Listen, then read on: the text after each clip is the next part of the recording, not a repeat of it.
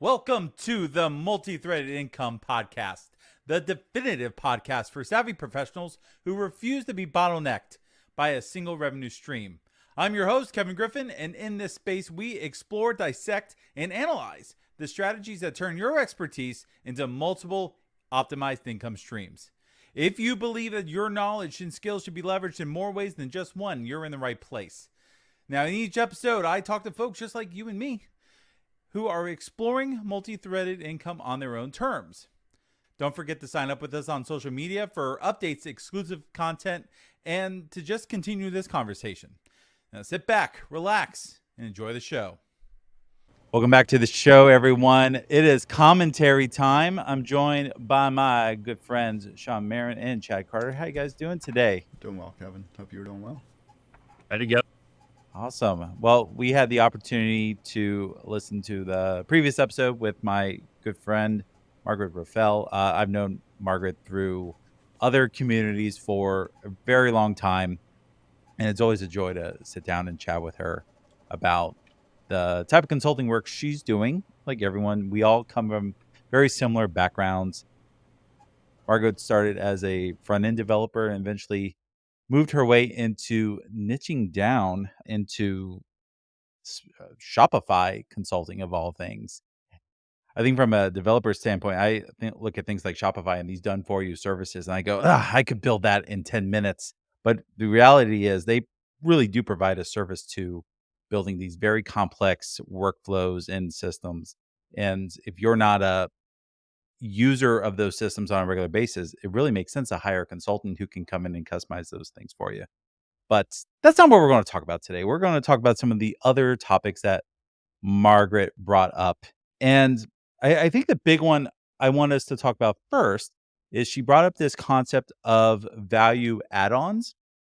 And if listeners hadn't listened to the whole episode, I really encourage you to go back, because one of the things she touches on is that in addition to doing her consulting and whatnot with Shopify, she also has an Etsy store. And on that Etsy store, she has contracts, terms and conditions, basically blank slates for things that her customers would normally need. And there's a lot of different ways that we could go with this, but I love this idea of having just things that people can buy either as an outsider just looking for a terms and service agreement that's legal in my country or in my state, and being able to take that and run with it. And also having something that I can give to customers whenever they're hiring me or if they're hiring Marge for consulting work. I was wondering if you guys had any thoughts on the topic of the value add-ons. Yeah, well, I've always heard it's a good practice, and it makes a lot of sense to me, is to sell the sawdust, right? And so that comes from like lumber companies. Think about lumber companies; they have these big old pieces of timber, and they're cutting up this timber and they're selling the timber. Well, the byproduct of that is all the sawdust. And so they're able to turn around and sell the sawdust, right? They're selling the byproduct of whatever it is they're making. And so that's exactly what came to mind when Margaret was talking about the fact she's listening to her clients. They need terms of service. She's like, talk to a lawyer. Okay, well, I'm going to listen to you. I'm actually going to figure out a way to do this for you, create some templates, and then turn around and sold those templates, these terms of service, things of that nature, on Etsy. So it's this whole notion of taking what you're already doing and then this other work that you're not getting paid for, or not maybe getting paid for as much as you could, and repackaging that in such a way that you start making income from that piece. So I just thought it was fantastic to hear her talk about, I'm accepting this income from these clients. They have specific work they want me to do. I'm doing this work for them, putting terms of service on their site. But I know there's a bunch of other people I've talked to who wants terms of service or wants these other pieces of information, and I turn around and package that on Etsy and let just people buy them ad hoc, one-off. Sell the sawdust. I love that. I've never heard that one before, actually. That's really cool. And so true. Actually, I was thinking about it as you were talking about it. I was like, we're doing that right here. So me personally, I run engineering teams. I've been in the industry for over 20 years as a software engineer, then got into management. And now I'm looking here at what we're doing, and look, we're coaching and mentoring and trying to share all of our experience with our listeners here today. and leveraging that, in our case, you know, both to share what we've done, but also generate another threaded income in our lives. So we're kind of in a meta, I guess, in a way, doing that and living that example right here. I thought about like just one of the things she said, like it's usually right in front of you. I mean, like you don't even know it sometimes. Like if you just stop for a minute and think, like all the services I'm using, all the skills I have right now, when I'm working on something for a client or something I've done in the past, how can I retake those, repackage them up, and sell them into something different? It's an easy way, right, to try and go generate some additional income.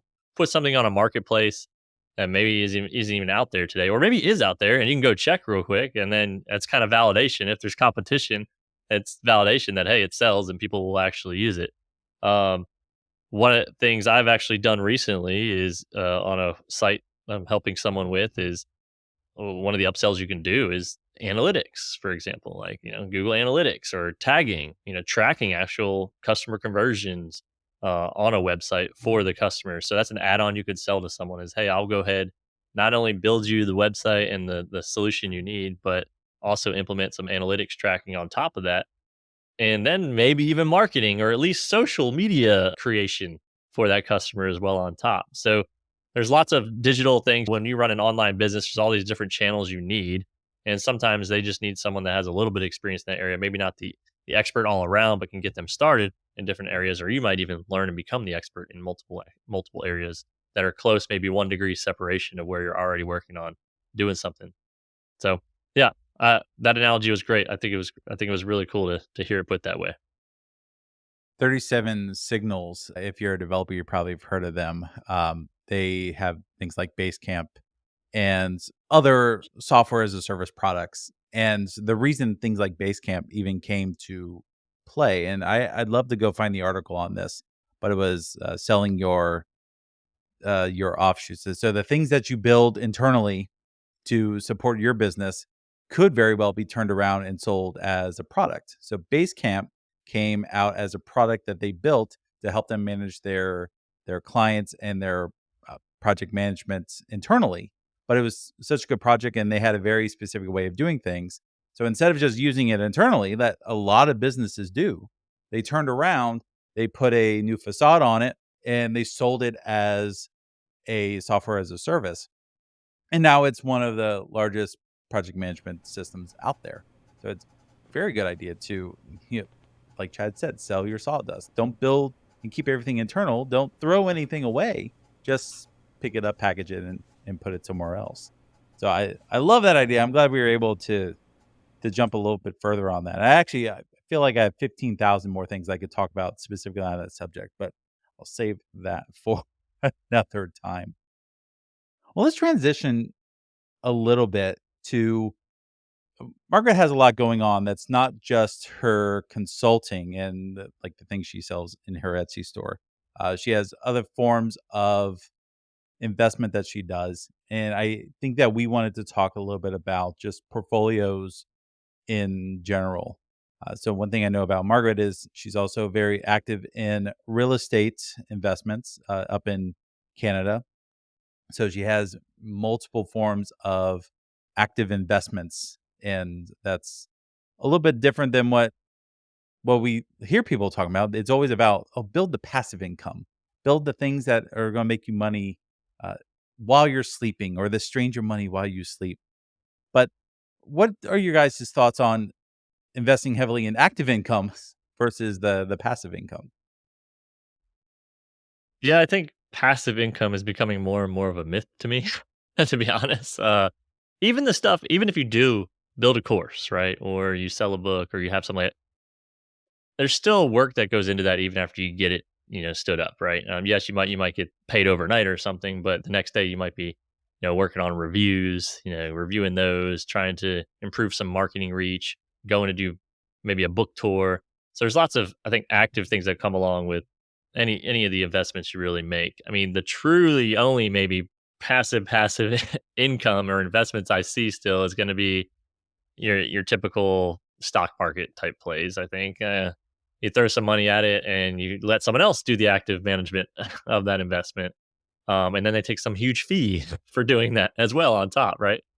because it's truly not a passive investment.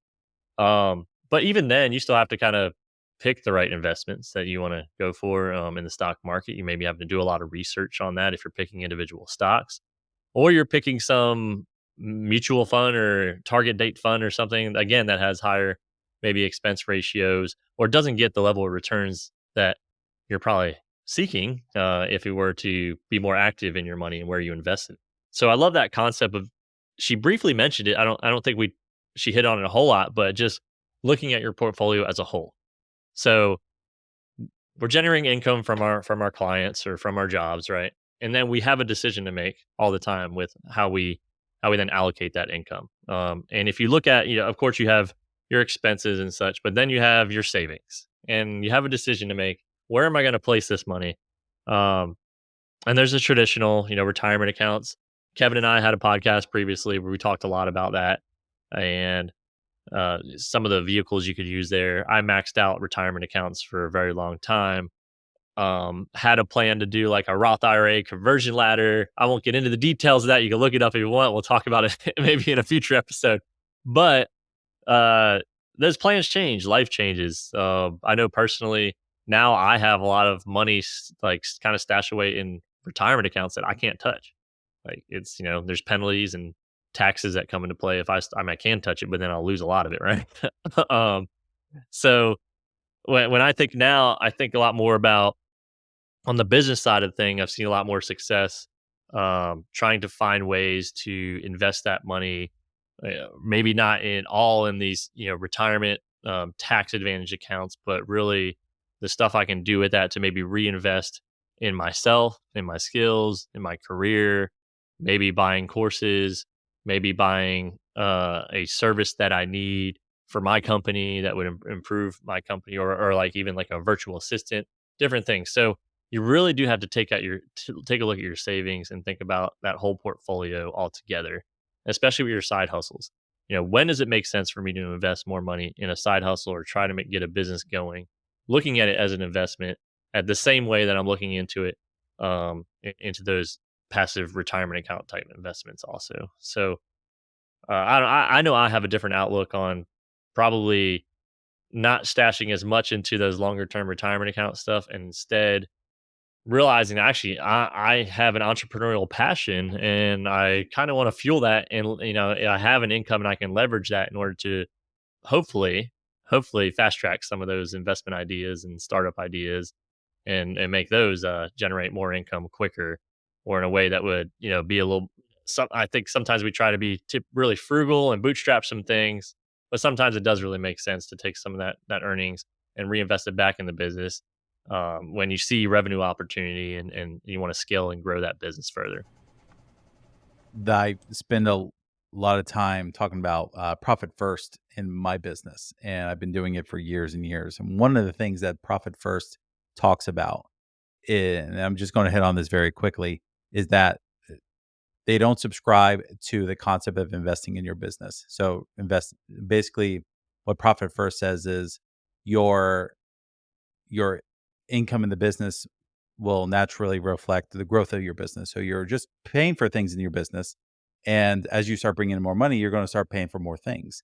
And Profit First is all about how you distribute every dollar that comes in. How does it get distributed across, basically making sure you get paid as an owner, and how does your business pay for itself as it grows.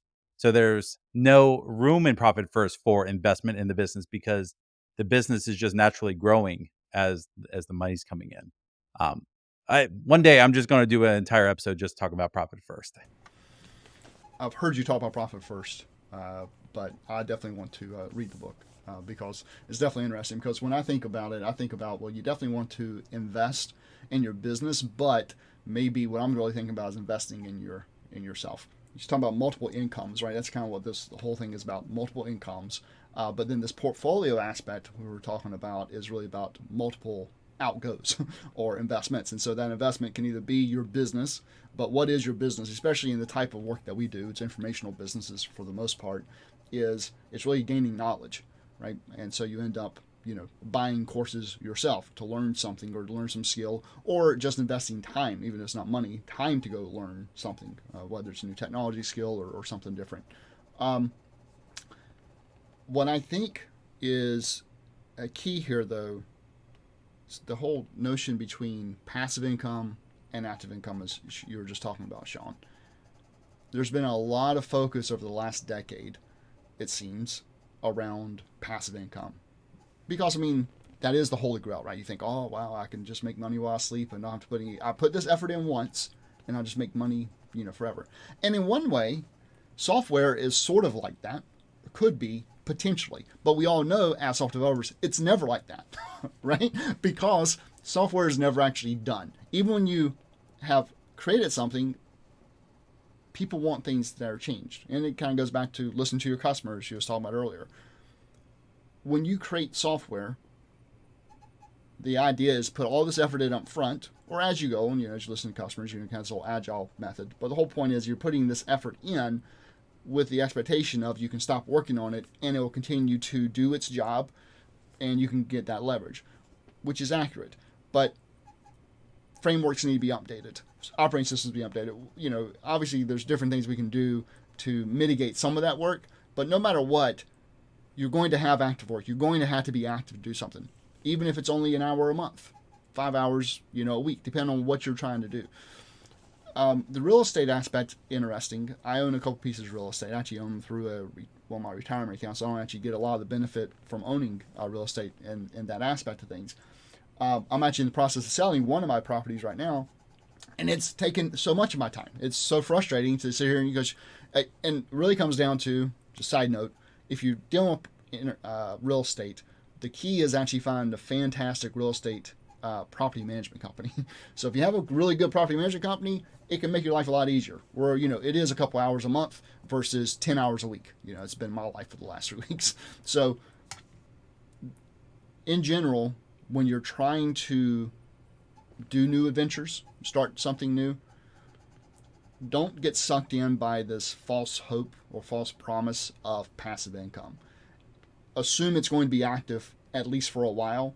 And then again, even if you're doing a course or whatever, as Kevin, you and Margaret talked about, you have to go back and update the material, because especially when you're creating material around technology, because that changes so frequently. And so, the new version comes out. Well, now it broke all these things, and now your course has to change for that. So having a portfolio, thinking about all this money that's coming in from all these different threads that we're talking about here, right? So you determine, okay, I have my main source of income, then I have these other two things, I have income coming in, but then where's that money going out to? Yeah, you should save for retirement. You need to obviously live now and then kind of reinvest in yourself, determine what the next investment opportunity is for whether another piece of income or whatever the case is. Having that mindset of not just blindly living life, getting stuck into the to-dos that you have from all these different things that you're currently doing that's active, instead of having all these little pieces that you're having to focus on,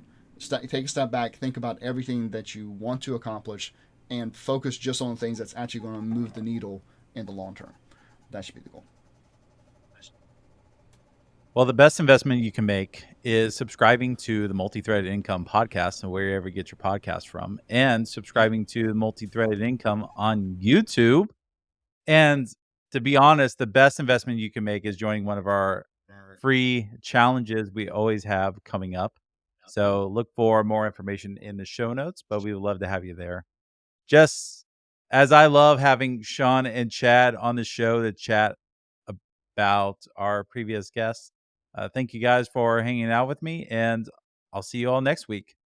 Thank you all for tuning in. Thanks for listening to the Multithreaded Income Podcast. I've been your host, Kevin Griffin. Please reach out to us on social media at MT Income, wherever you get your socials from. And feel free to join one of our upcoming challenges at multithreadedincome.com. We'll see you next time.